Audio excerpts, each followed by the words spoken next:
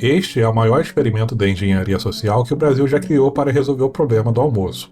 Uma máquina tão perfeita que alimentou gerações de trabalhadores, gerou bilhões em faturamento e se tornou sinônimo de praticidade urbana. Mas em 2026, essa engrenagem está quebrando silenciosamente. Não de uma vez, como um grande colapso midiático, mas lentamente, restaurante por restaurante, desaparecendo da paisagem das nossas cidades. E o pior? Ninguém está falando sobre isso. A história oficial sempre apontou Belo Horizonte como o berço dessa revolução, mas a verdade é bem diferente.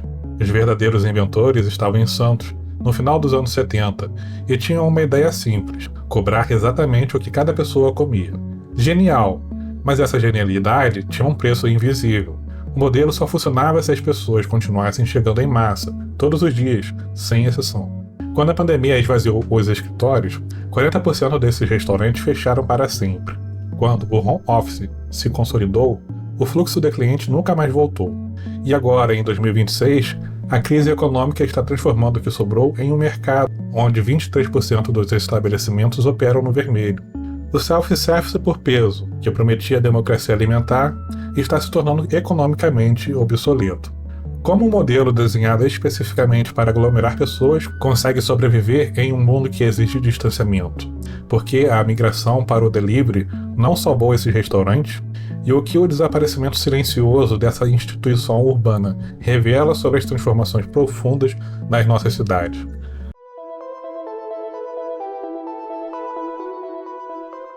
Se você trabalha em qualquer grande centro urbano no Brasil, esta cena é quase um ritual diário.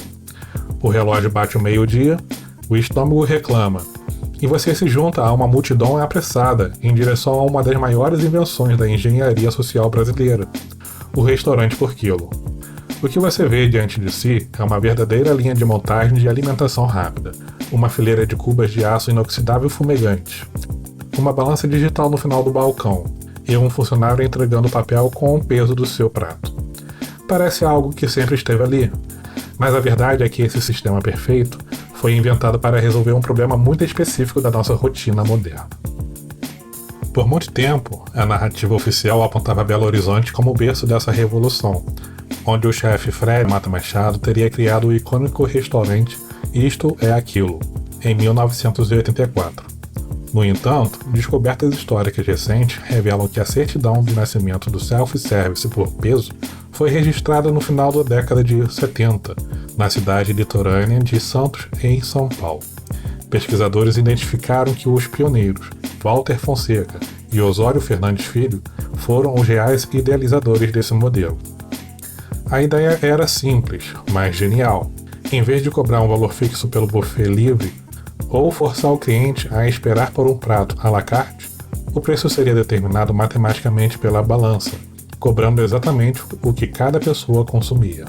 Essa inovação se espalhou como pólvora, porque se encaixava perfeitamente no crescimento urbano acelerado. Para o trabalhador com apenas 1 hora de almoço, o quilo oferecia o recurso mais escasso da vida moderna: tempo. Sem garçons, sem espera pelo pedido e sem surpresa na conta, o cliente assumia o controle absoluto. Era a promessa de uma comida de verdade, com a velocidade de um fast food. Para os donos de restaurante, o modelo era uma máquina de gerar caixa, sustentada por uma altíssima rotatividade de mesas e um fluxo constante de clientes que entravam, pesavam, comiam e saíam em menos de 30 minutos. No auge do modelo, o restaurante por quilo tornou-se a espinha dorsal do almoço da classe média. Nas regiões corporativas, o movimento era frenético, mas extremamente fluido. As pessoas entravam e saíam em um ritmo quase industrial, garantindo que o salão estivesse sempre cheio, mas sem travar a rotina de quem tinha pressa. O som ambiente era uma sinfonia caótica de talheres batendo nos pratos, o bip constante das balanças e o burburinho de conversas sobre reuniões e planilhas.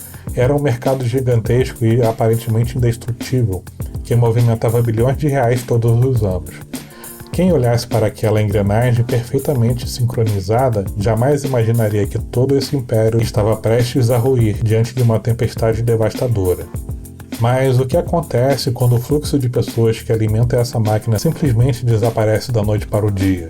Como um modelo de negócio desenhado especificamente para aglomerar pessoas em torno de um buffet compartilhado consegue sobreviver a um mundo em que, de repente, passou a exigir o distanciamento social absoluto? A engrenagem do restaurante por quilo funcionava como um relógio suíço, mas dependia de uma condição essencial para não travar: o movimento constante. Esse modelo de negócio não foi desenhado para a calmaria. Ele exige volume, previsibilidade e um giro rápido de mesas. No momento em que o cliente entra, serve-se e pesa o prato, ele libera espaço para o próximo em questão de minutos. É esse fluxo ininterrupto que paga os salários, cobre o aluguel do ponto comercial e, acima de tudo, evita o desperdício do buffet. Sem um volume massivo de pessoas passando pela balança todos os dias, a conta simplesmente não fecha. O custo fixo da operação explode e a comida que sobra nas cubas aquecidas vira prejuízo direto no bolso do proprietário. Foi exatamente essa vulnerabilidade que a pandemia expôs de forma impiedosa. Praticamente da noite para o dia, os escritórios esvaziaram. Os lockdowns foram decretados e as restrições sanitárias mais rígidas entraram em vigor. Para um setor que vivia de aglomeração e do compartilhamento, o impacto foi devastador. O self-service, antes sinônimo de praticidade, passou a ser visto como um grande problema sanitário. As regras de distanciamento social exigiram barreiras físicas nos buffets, luvas de plástico descartáveis para os clientes e, em muitos casos, funcionários servindo individualmente cada prato. Essa perda de autonomia e o fim do fluxo natural de pessoas destruíram a experiência rápida que definia o modelo. Os números desse período revelam a dimensão do colapso. Cerca de 40% dos restaurantes de comida a quilo no Brasil fecharam as portas definitivamente, fazendo o total de estabelecimentos despencar de 200 mil para apenas 120 mil. Casos extremos ilustram a velocidade da queda. Restaurantes tradicionais das áreas centrais, que costumavam servir cerca de 500 refeições por dia, viram seu movimento minguar para apenas 36 pratos diários. No total, o setor de alimentação fora do lar testemunhou o encerramento de 335 mil bares e restaurantes em todo o país, eliminando mais de 1,3 milhão de postos de trabalho em uma crise sem precedentes. Muitos empresários acreditaram que o sofrimento duraria apenas até o fim das restrições sanitárias, mas a verdade é que a pandemia deixou uma herança estrutural que alterou definitivamente a geografia das cidades: o home office. O cliente fiel do restaurante por quilo nunca foi o morador do bairro, mas sim o trabalhador de escritório que precisava almoçar perto do emprego. Com a consolidação do trabalho remoto e dos modelos híbridos, os grandes centros empresariais perderam densidade demográfica durante o dia. Uma parcela definitiva desse fluxo de trabalhadores simplesmente nunca mais voltou para as ruas comerciais em horário comercial, deixando salões vazios e balanças silenciosos. Diante desse cenário, a saída óbvia parecia ser a migração para o delivery, mas o modelo por quilo descobriu da pior forma que sua essência é intransferível para o ambiente digital. O restaurante por quilo depende fundamentalmente da experiência física de olhar para o buffet, escolher as porções na hora e montar o próprio prato. No delivery, essa percepção de valor desaparece. O cliente não quer pagar o preço do quilo para receber uma marmita montada por terceiros. E as taxas de entrega cobradas pelos aplicativos de entrega corroem as margens de lucro já apertadas. Para piorar, propostas regulatórias recentes, como o projeto de lei que prevê uma taxa mínima de entrega de R$ 8,50 para entregadores de aplicativos, ameaçam a encarecer os pedidos em até 25%, tornando a operação de entrega ainda mais inviável para os pequenos estabelecimentos que tentam competir por preço. Se a engrenagem que sustentou o almoço dos brasileiros por décadas quebrou e o fluxo de clientes mudou de endereço, o que resta para esses estabelecimentos? Estaríamos presenciando apenas uma crise passageira? Ou um modelo de self-service por peso está se tornando economicamente obsoleto para a realidade atual?